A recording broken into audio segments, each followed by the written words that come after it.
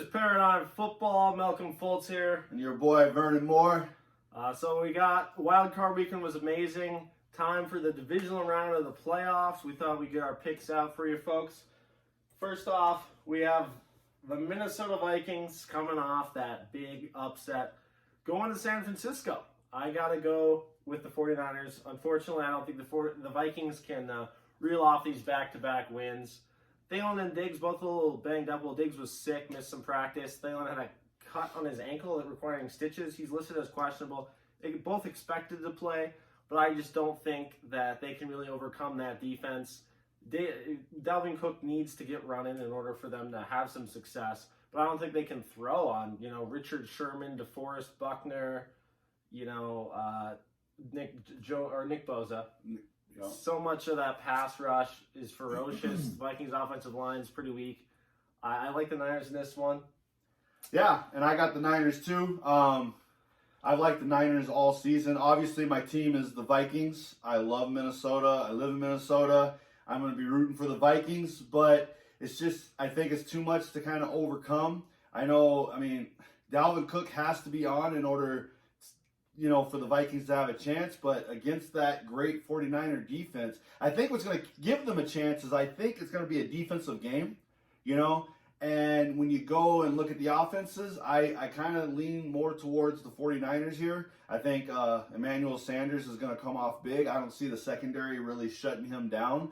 And then as far as the Vikings offense, I don't think that they're going to be able to stop that D-line. We saw how much trouble one man from the Green Bay Packers did to that offensive line, and I'm telling you, the 49ers are tough as far as their whole defensive front. And they've had a week off to prepare and rest, and they're going to come to play. So it's going to be tough, but the 49ers take this one. I want to give you a little pushback on the Emmanuel Sanders thing. We were able to shut down Michael Thomas pretty good. Michael Thomas had 13 games better than he did against the Vikings. So we held him in check, surprisingly, even though our secondary was severely understaffed. I do think it'll be a relatively close game. The Niners, I don't think are going to win by double digits or anything. I think it will be a more defensive matchup. But I think the Vikings match up more poorly against this type of a team because they're better against the pass than they are against the run, even though their secondary is pretty weak. But yeah, I got to go with the 49ers. Looking at this side-by-side comparison. So over here we have good Kirk Cousins. Facing weeks 5 through 15, put up some amazing numbers. And in the games versus the Packers and Bears, we had bad Kirk Cousins. And numbers, there's quite a bit drop off. So it does come down to which Kirk Cousins are we going to get. Against the Saints, we got good Kirk Cousins.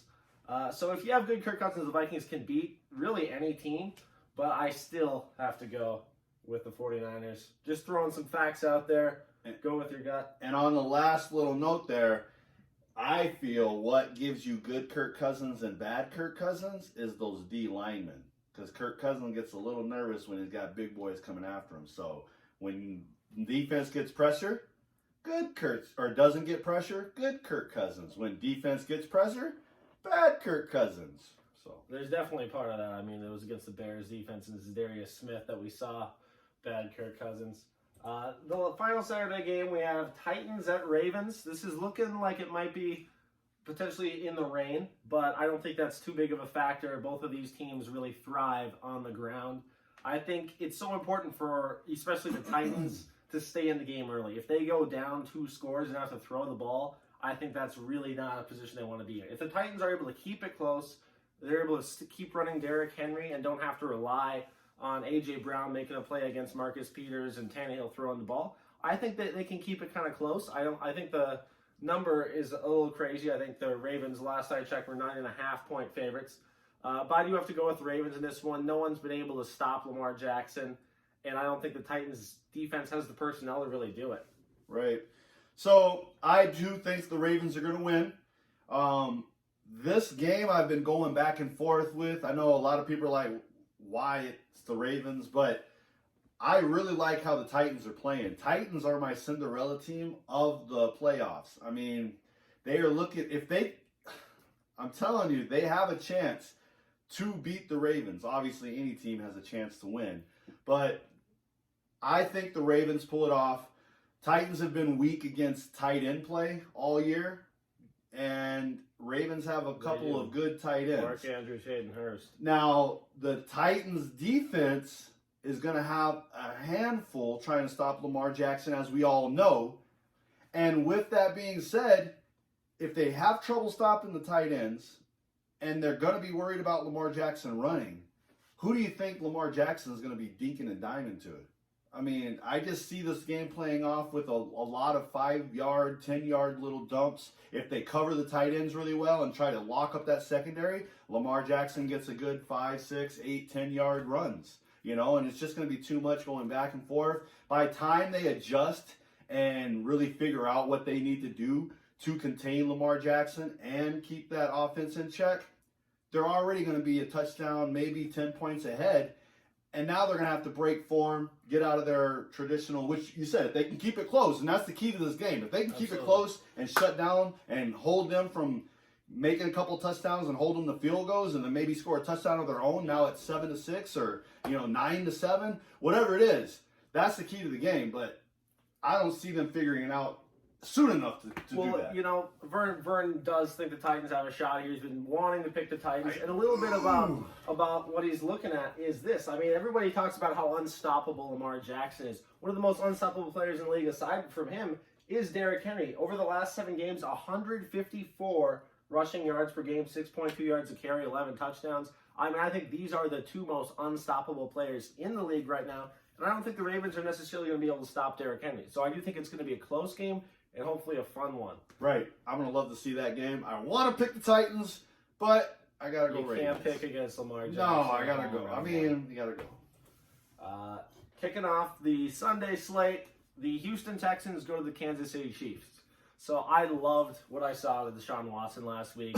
It was what you want to see out of a franchise quarterback in the playoffs. Sacrificing his body, putting the team on his back. It was one of the most amazing quarterback performances I've seen. Loved it.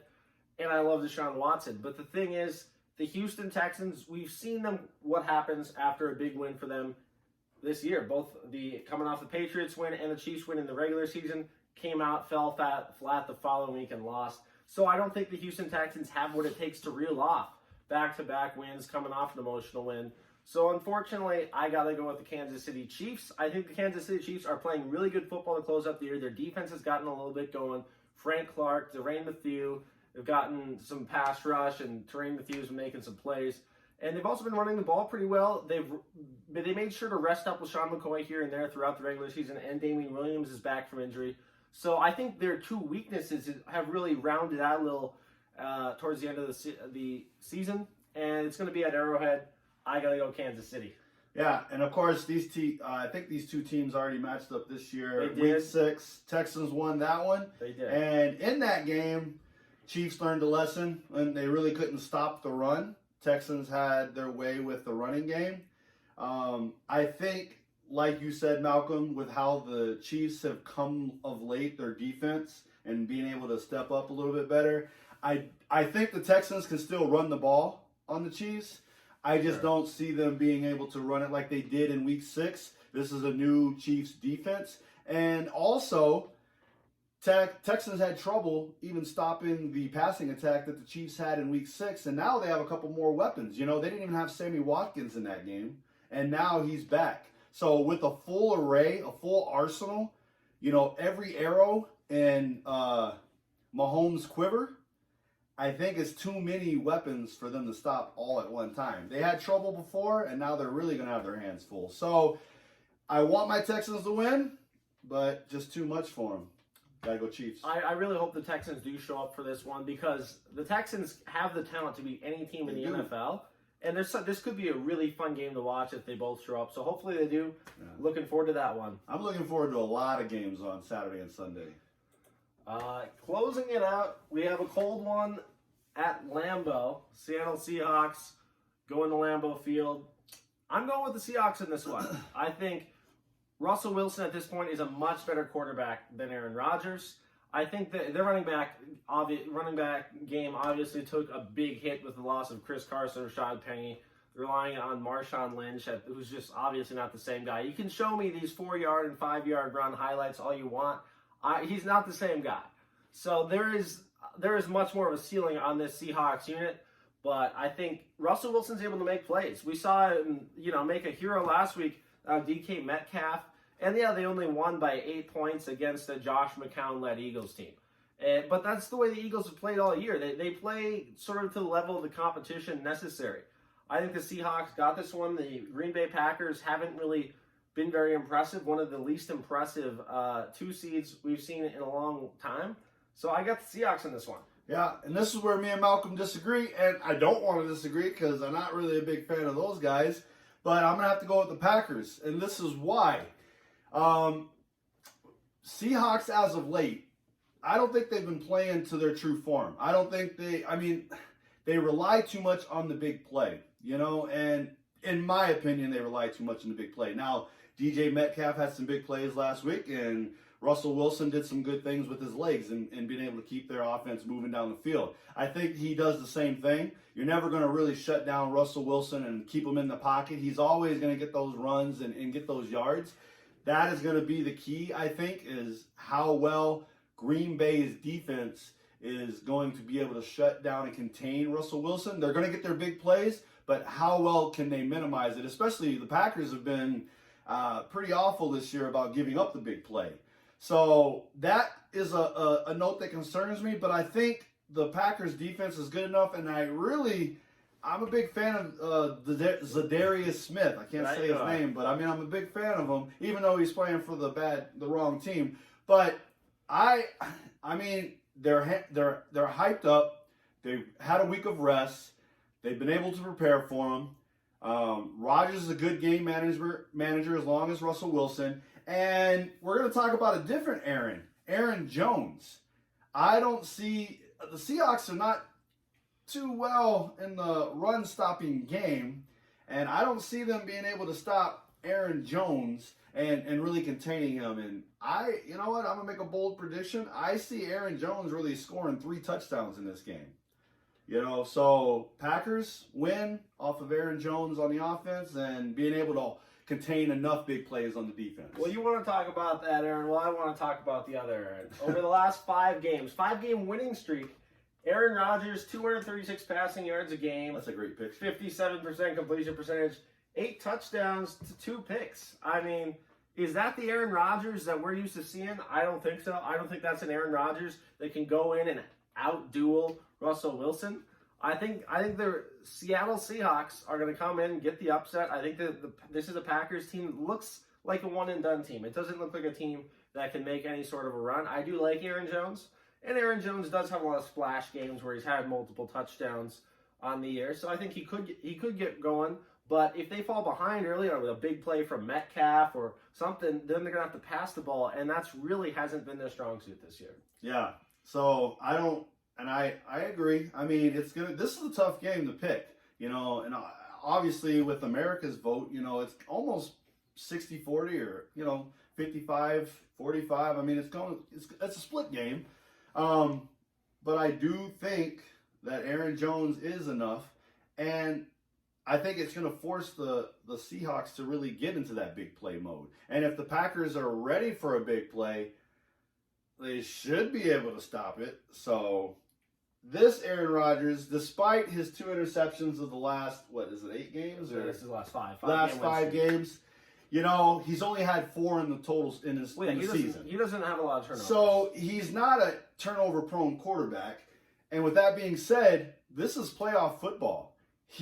I think he'll be able to step it up a notch and understand situational football and be able to keep them in the game and not really make foolish mistakes and understand the big picture. And when you got Aaron Jones kind of relieving some of that burden, I think that's going to really free Aaron Rodgers up to make some of those good passes to Devontae Adams. You read about the fact that he doesn't turn the ball over. Who else doesn't turn the ball over, though, is Russell Wilson. And the Packers' defense does not get turnovers. So I think, if anything, the Packers are a little bit of a disadvantage as far as turnover differential goes. But turnovers are pretty random, so it could go either way. It's going to be a fun one. Can't wait to watch it. Rooting for the Seahawks, because as a Vikings fan, but I think it'll be a good game. Yeah, and I'm not rooting for the Packers. I just got to go with who I think is going to win. You let us know what you think, and absolutely. Like, share, subscribe. Go follow us on Instagram, Facebook. Thanks for watching, guys. Bye.